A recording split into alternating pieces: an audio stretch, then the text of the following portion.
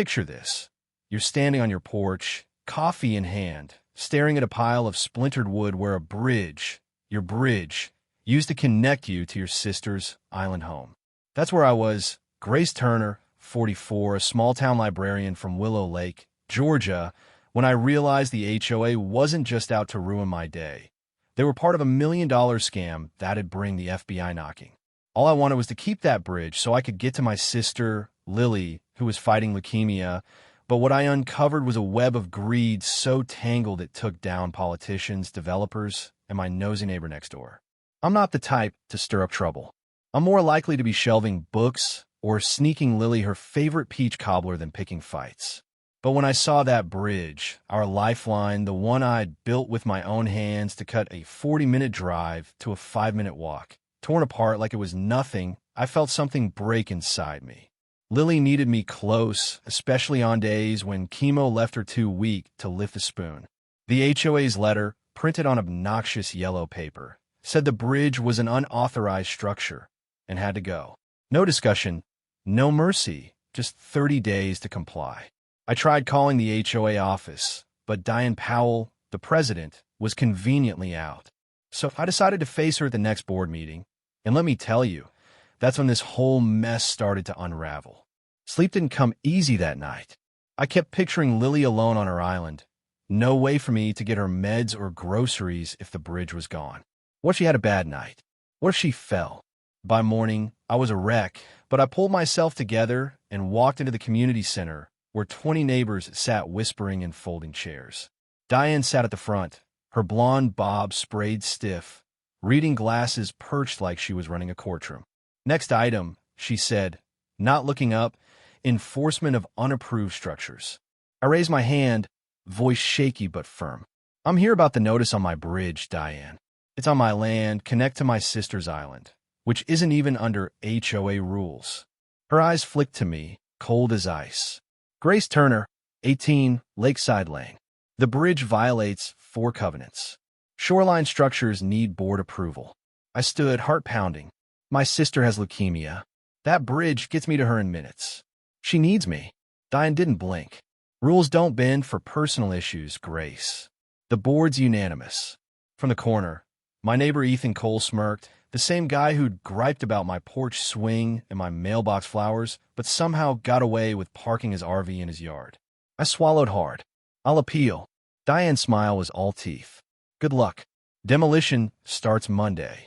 As the meeting broke up, Mia Chun, a single mom from down the street, grabbed my arm. They did this to me last year, she whispered. Forced me to tear down my kid's treehouse. Said it clashed with the lake view.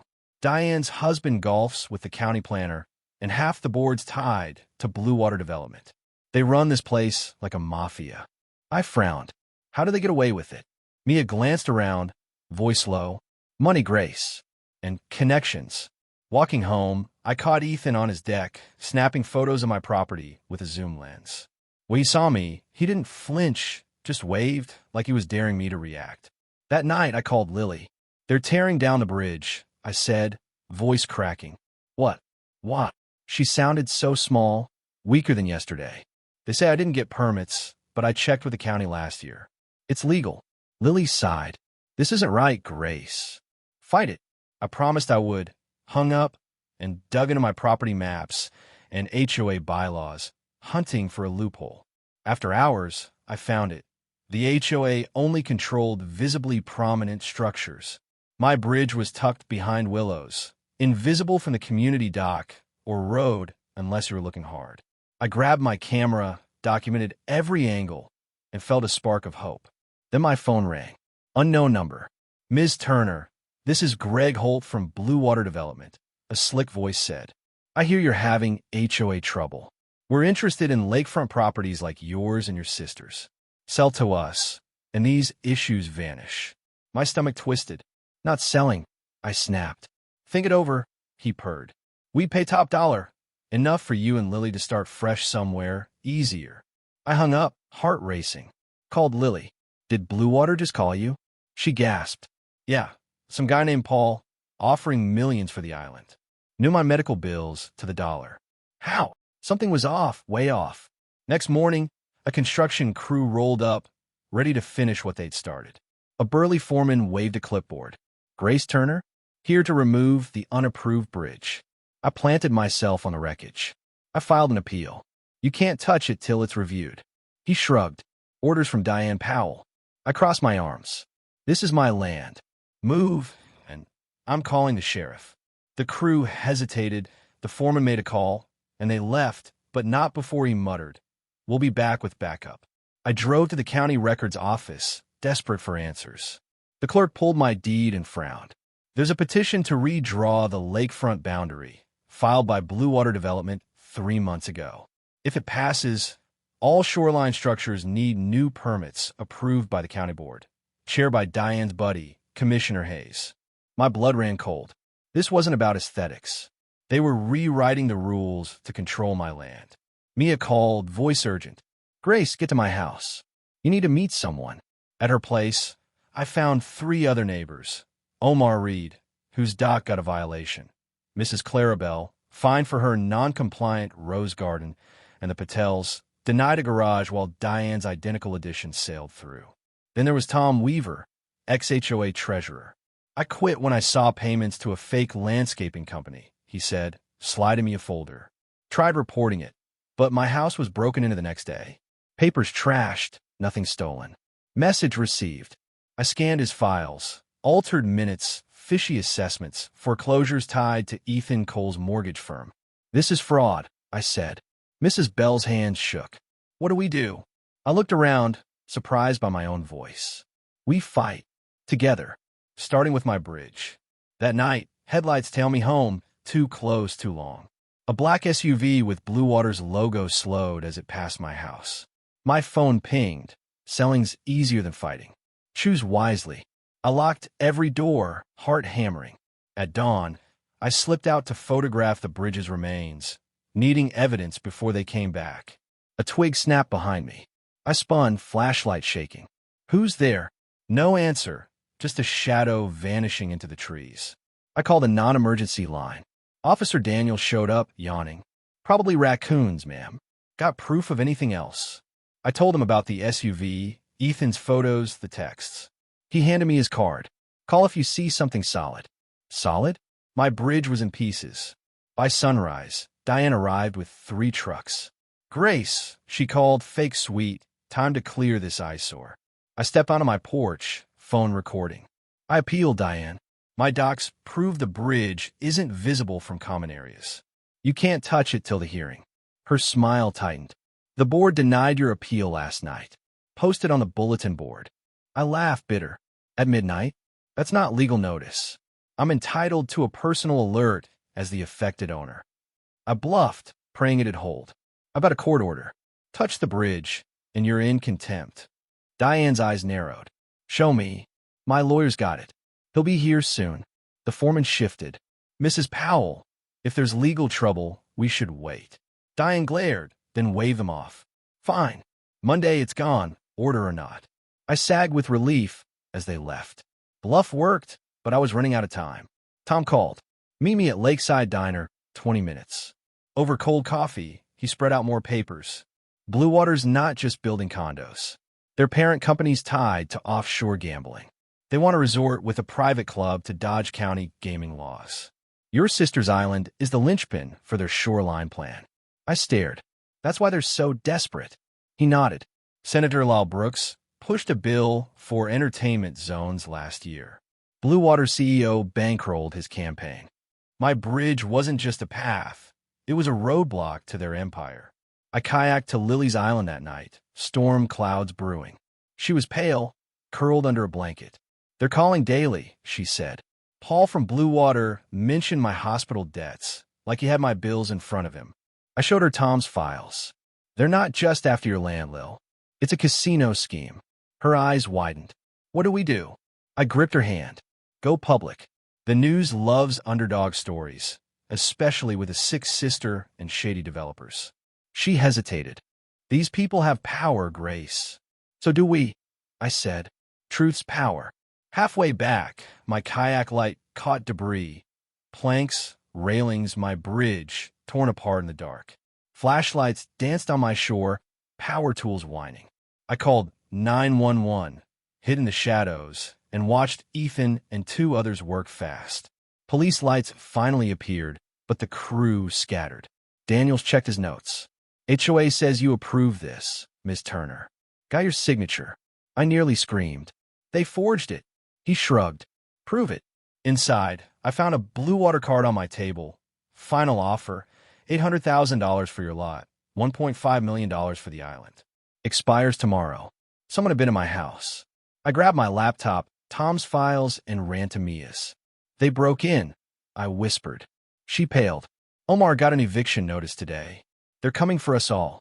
She showed me photos of Ethan lunching with a Blue Water exec, talking permits and securing the island. I called Lily. No answer. Panic clawed me. My doorbell rang. Two men in suits, badges flashing. Ms. Turner, FBI. I'm Agent Carter. This is Agent Ruiz. We need to talk about the HOA. I froze. Were they real? Carter opened a folder. We've been tracking Lakeside HOA for 9 months. Money laundering, fraud, racketeering. Your bridge complaint gave us an in. Relief hit, then dread. My sister's alone on her island. She's not answering. Carter nodded. We've got agents en route. But our surveillance says Diane was tipped off today. I grabbed my keys. I'm going to her. They followed. At the marina, my boat's fuel line was cut, sabotage. Iuntide miaesikayak. I'm not waiting, Carter shouted. It's too dangerous. But I was already paddling into the storm. Waves tossed me like a toy. Lightning cracking. Lily's island loomed. 2 SUVs parked outside, lights on. I tied up under the dock, crept to the house. Voices leaked through a window. Sign, Ms. Turner, a man said. We'll cover your treatment in Europe. Ethan's voice cut in. You can't afford to say no. I peeked in. Lily, cornered, Ethan in a suit, Carl Vance from Blue Water, waving papers. My sister's coming, Lily said, defiant. Vance laughed. She's busy with the FBI. Our arrangement. I grabbed a rock, smashed the back window, and climbed through glass, cutting my palm. Actually, I'm here, I said, stepping into the kitchen. And I know why you trashed my bridge, to trap her. Ethan lunged. You should have stayed out of this. He stood firm. You forced foreclosures, Ethan. Faked reports.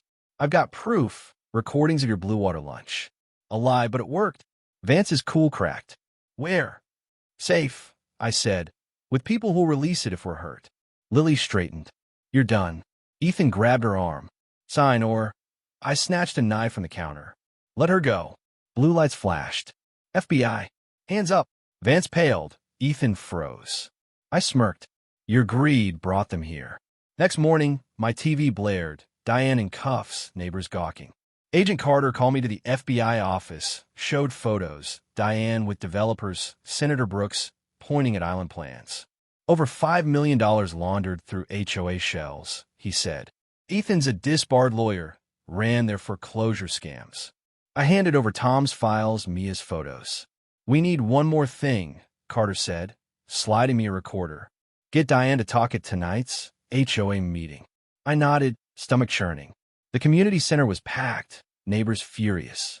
I wore the wire, hands shaking. Diane stood at the podium, cool as ever. These allegations are baseless, she said. I waited, then stood. Then why'd you destroy my bridge to isolate my sister for Blue Water's resort? Gasps. I nodded to Mia, who passed out Tom's docs, fake assessments, laundered payments, forged reports. Diane snapped. Your bridge broke rules. I stepped closer. You undervalued Lily's island by millions. Push foreclosures through Ethan. Admit it. The bridge was about the casino. The room went silent. Diane's mask slipped. The resort would have made us rich. Senator Brooks promised no one dig too deep. The doors opened. Brooks walked in, FBI at his side. I promised nothing, Diane. Agents cuffed her as she screamed. You approved it all. Ethan slipped out a side door, gone. Months later, Diane got 9 years for fraud and conspiracy. Brooks faced indictment. Ethan vanished, probably sipping cocktails somewhere with no extradition. Lily's island was safe, placed in a conservation trust. The HOA paid restitution, and we built a new bridge, wider for everyone. At the opening, Kids ran across. Neighbors grilled burgers. Mrs. Bell's roses bloomed free. Lily, in remission, squeezed my hand. They try to break us, Grace, but this bridge? It's stronger than they'll ever be. Looking back, I wonder, did I push too hard? Diane and Ethan were greedy. But were they just cogs in Bluewater's machine? Could I have saved my bridge without a war? I don't know. What I do know is we turned their trap into our triumph. And that's worth everything. So what do you think? Was I right to fight? Or should I play nice? Drop a comment, share your story. I'm listening. And if you've ever faced a bully like this, hit subscribe. This is Grace Turner from Willow Lake, where the bridge is open and the truth runs free.